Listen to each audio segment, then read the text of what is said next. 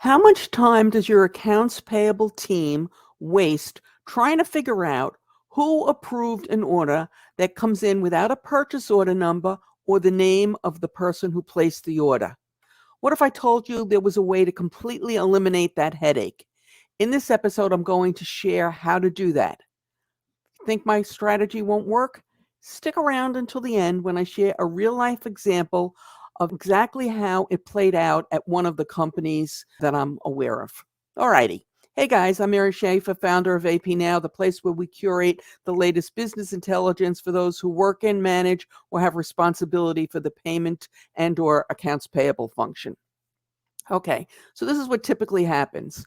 An invoice comes in, it comes into accounts payable, they need to send it out for approval. Problem is, the invoice does not have a purchase order number on it, nor does it have the name of the person who placed the order. Now, one of two things. It could be fraudulent, but let's assume it's not. Or you could have to figure out who approved it.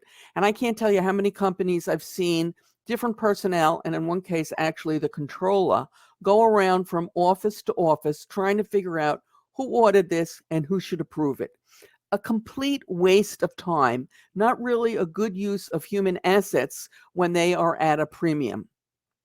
So here's what you do. You create a standard form letter, or it can be an email also. I'm going to say letter, but I also mean email when I send this. The wording goes something like this. Dear Mr. Ms. Vanda, in order to get you paid in a timely manner, ABC Company, that's your company's name, requires that every invoice have either a purchase order number on it or the name of the person who placed the order. And then you send it back to them. When they get it back, they'll include that information, return it to you, and you can pay it without having to waste time running around doing this non-value add task. Okay? Now, you may be sitting there thinking, oh, that would never work at our company. I don't think so, Mary. Well, before I share the real life example, if you like this episode, please give us a thumbs up. And if you loved it, please give us a thumbs up and subscribe. We produce new content for the channel 3 times a week. Tuesdays and Thursdays are devoted to payment and accounts payable issues just like this, and Saturdays are reserved for Wordle. Your thumbs up, comments, and shares really help us as YouTube takes this as a signal to distribute our content to more viewers. And that's what we like. All right, so back to my story. Will this work? I shared this one day in our free e-zine. I shared this tip, and I got a note back from one of my readers. And she said to me, I'm so glad you put this in.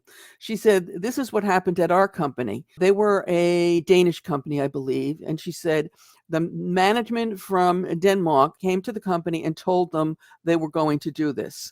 And she said, no, that wouldn't work. That wouldn't work. And they went back and forth. And she kept saying to them, no, it will not work in the United States. We don't do that in the United States. But they overrode her and they sent it out. And she was so adamantly against this, she said, that they sent the letter out without her signature on it, without her name. Anyway, the letter went out. And she said, 3 months later, guess what they're not getting? Invoices without invoice numbers or purchase orders. That's right. They got everybody in line in 3 months. You can do the same. Now, invoices without purchase order numbers aren't the only time zapper in the accounts payable function. I'm sure you've got a lot of them. Not getting the most out of your automation solution is another one, but you can prevent that from happening. In a recent broadcast, we discussed several ways that companies often go wrong and what you can do to avoid it. You can watch that right now using the link that will appear momentarily on YouTube and is in our show notes below.